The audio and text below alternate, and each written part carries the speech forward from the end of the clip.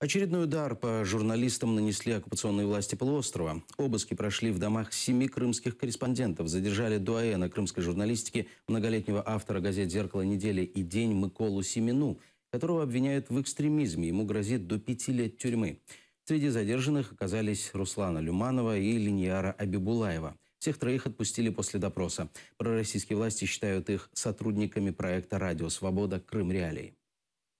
7 человек попали под прицел российской спецслужбы в Крыму. Оккупанты нагрянули с обысками в их дома. Под удар попали активистка Руслана Люманова, ранее работавший в газете «День» журналист Николай Семена и фотокорреспондент Линьяра Абибулаева. Наші колеги, Линьяра Абібулаєва – це талановита, прекрасна людина, з якою взагалі не ліпиться ніякі звинувачення. А Микола Семена – це були теми найширші. Найперше – це були проблеми всі Криму. Це удар по свободі слова, по правах людини, про всіх кращих рисах людей. І намагання залякати. І, звичайно, це для всіх кримчан надзвичайно тривожний сигнал. Росія виступає як держава-терорист. І наслідки розгортання цієї політики будут дуже драматичны. Назначенный Москвой прокурор Крыма Поклонская заявила, против журналиста Николая Семены возбуждено уголовное дело. Его обвиняют в публичных призывах к нарушению территориальной целостности России.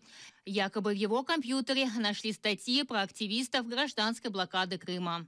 Опубликована статья о так называемой блокаде Крыма украинскими активистами, в которой приводятся высказывания, призывающие к проведению в отношении полуострова и его жителей изоляционных мероприятий, включающих боевые операции, а также высказывания, направленные на нарушение территориальной целостности. Мы никогда никому не позволим совершать преступления в отношении граждан Российской Федерации и России в целом.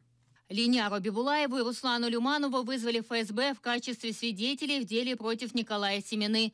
После допроса журналиста отпустили, но избрали ему меру пресечения – подписку о невыезде.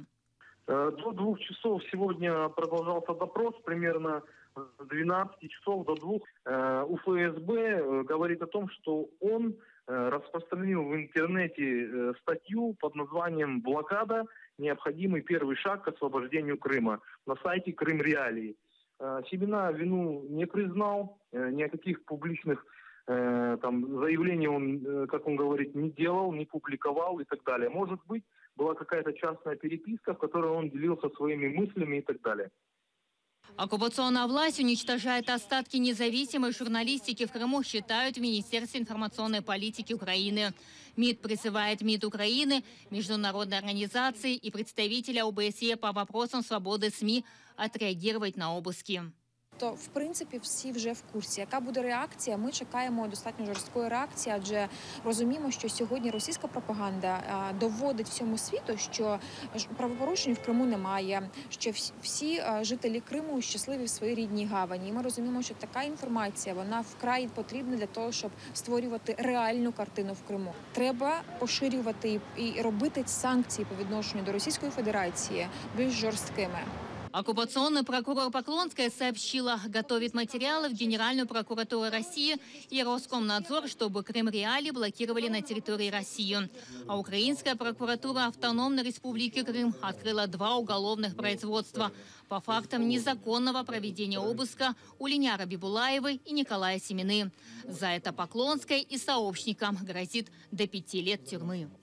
Эльвина Сидбулаева, Роман Спиридонов и Эдем Ситаров. Заман. АТР.